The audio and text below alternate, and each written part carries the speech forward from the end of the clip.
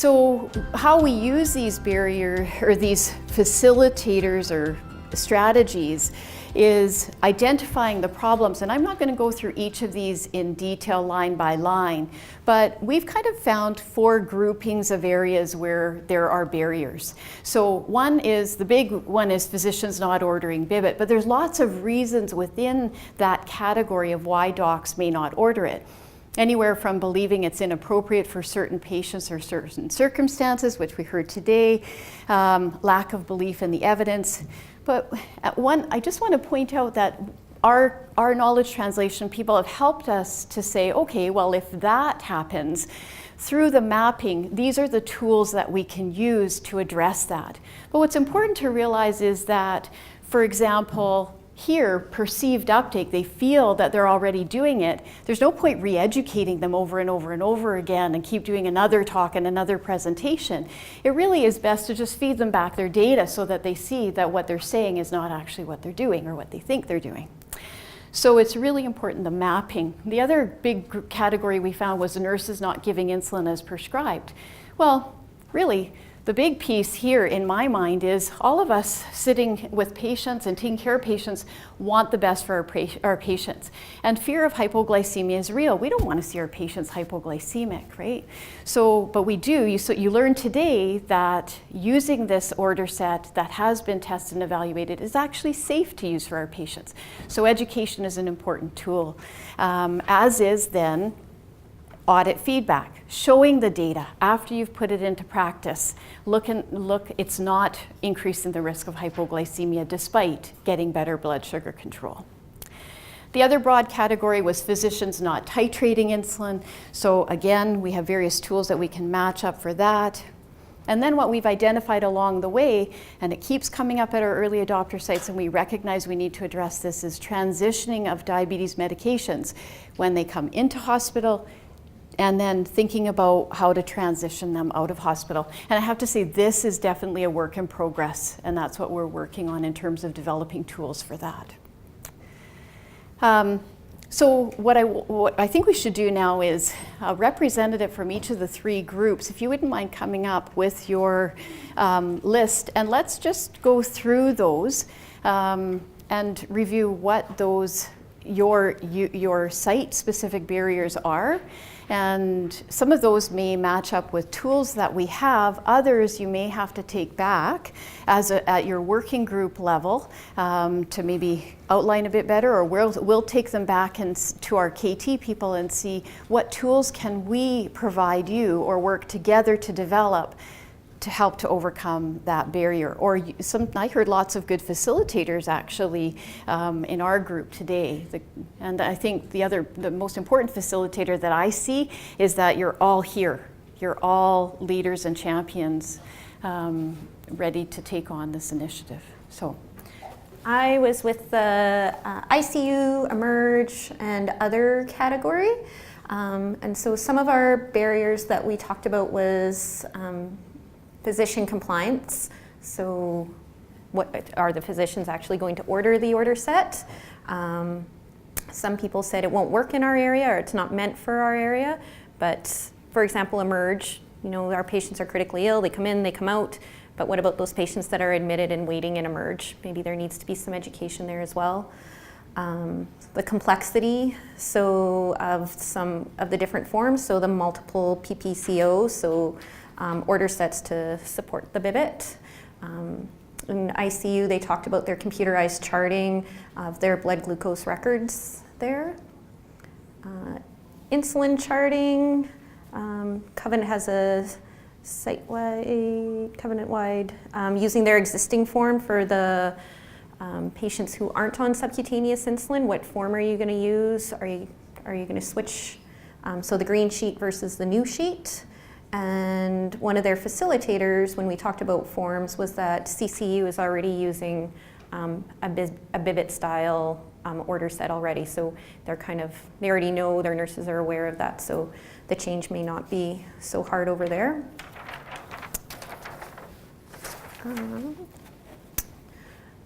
So a lot of it was essentially there are too many forms, and they need to come to a consensus of what's universal and acceptable for the site.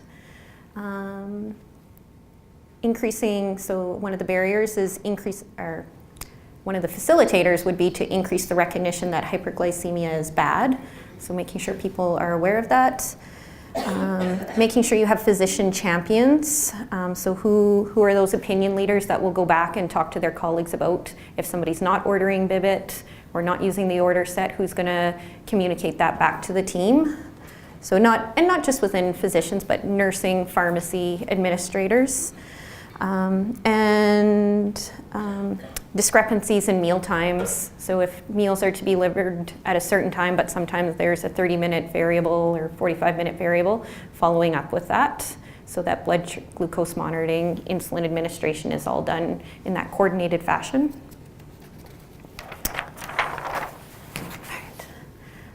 Physicians challenging our target ranges for their patients. So my patient doesn't need to be in that 5 to 10 category is a barrier.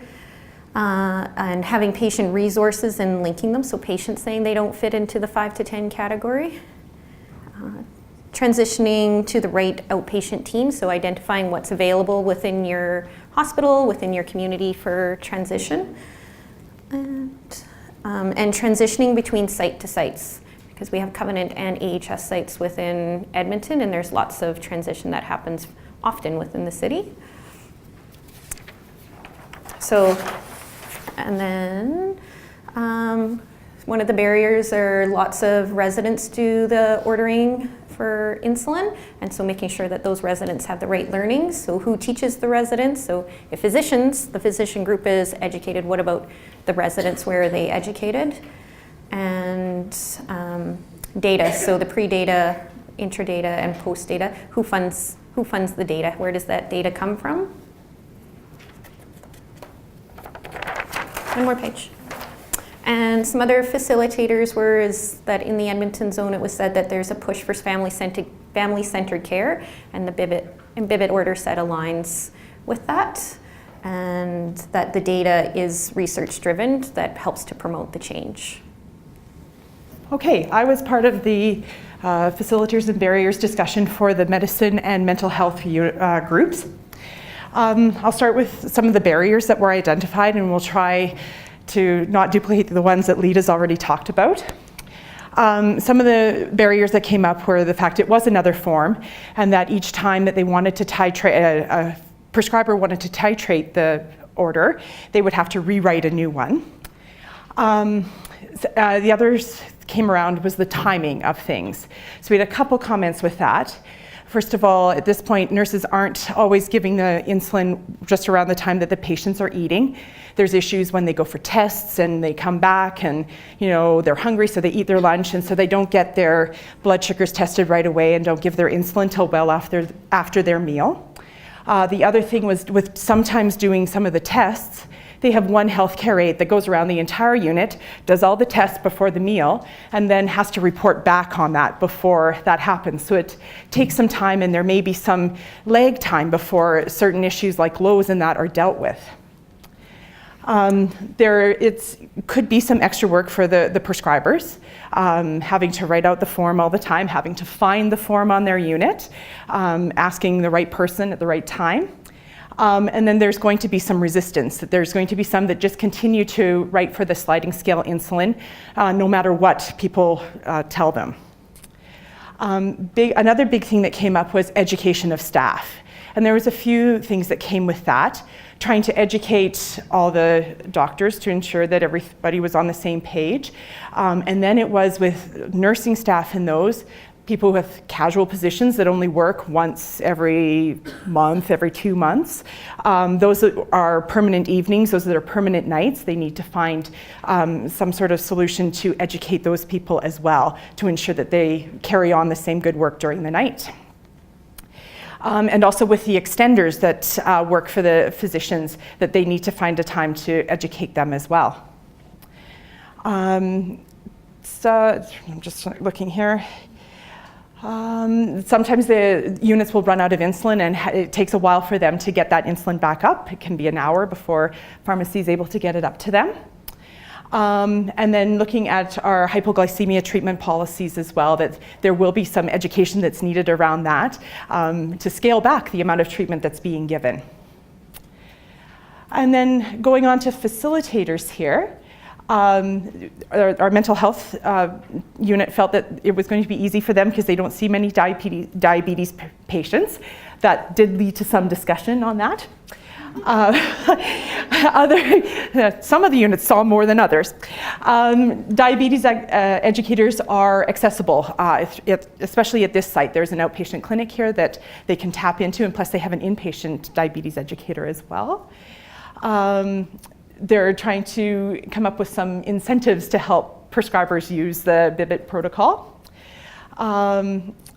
And this is totally part of a larger initiative, and not just having diabetes experts trying to get physicians to change practice, but it's a site-wide thing and everybody's into it.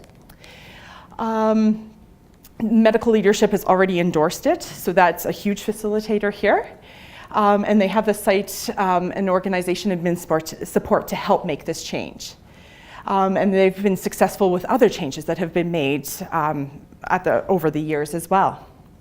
They have a very strong nurse practitioner group, and I think they were all here today to learn about this and to help support the MDs and prescribers with the BIBIT protocol.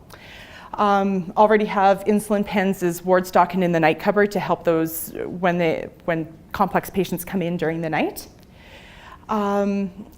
And we have dietitians who are available for consult to any diabetes patient, and they were actually asking that they got more consults. And as well, we have clinical pharmacists on some of the units that can help support the prescribers and those with this protocol. Okay, so we'll look at barriers. That was with surgery. I'm looking for my team. Okay. So the barriers, we're looking at physicians filling out order set and titration. Lack of knowledge. They were looking at how to do an education rollout. Dedicated resource, maybe that was what in brackets that we have here. Visual perspective of form. Touching base with the surgeons. Who is the gatekeeper of the calculations? In brackets was weight dose or weight base. What happens if order sheets are not filled out? Residents to return calls. That would be a barrier for the patient. Lack of communication with patient. Trust of new research. Fear of hypoglycemia. Insulins used in community. And that would be looking at the orders and transitioning into hospital if they're on different insulins that are not available at the hospital. Inconsistent use of diabetic section of the chart. Different color of the forms between sites. So if people are visual and they're looking for a certain color of form and they come to a different site, it's a different color. I don't know if that would ever be how to address that, but there's conversation about it today. Separate blood glucose records. So in the chart, there was places in different places where blood glucose readings were and orders and so forth. So looking at that. Correction orders, when patient is above 18, where do we write the order? Insulin drips versus using BIBIT when patients are NPO. Hypoglycemia policy at site. And we had this conversation already about it's 21 grams. We are saying 15 grams. What we're really advocating is over-treatment of the hypoglycemia where it's not 100 grams of carbohydrate. Hypoglycemia policy at sorry, I read that already. Preoperative, postoperative process with BIBIT. Now with facilitators, we're looking physician-to-physician education, residents to receive education about BIBIT. BIBIT is coordinated into residency education, timed interventions with change, program-by-program education, feedback use of sliding scale insulin, who would be doing that and how to look at auditing also looking at auditing the data, identify the differences, and set strategies. This would be differences in practice for glycemic optimization, so looking at that and setting strategies from unit to unit. Direct education on the form. It was brought up about the busyness of the form in our conversations, and then talking about how it took a few times to just review it, have case scenarios, and then felt more comfortable with how busy it was. Give practice time for a frontline to get comfortable with the form. Writing way less than a sliding scale insulin. the form, the Bibit form, you write way less than writing out your sliding scale. Explain how to use the order form. The order form explains how to use the order form because on the back has instructions for the prescriber. And having champions available throughout the day, evening, and into the night. Looking at strategies of how to put that in place.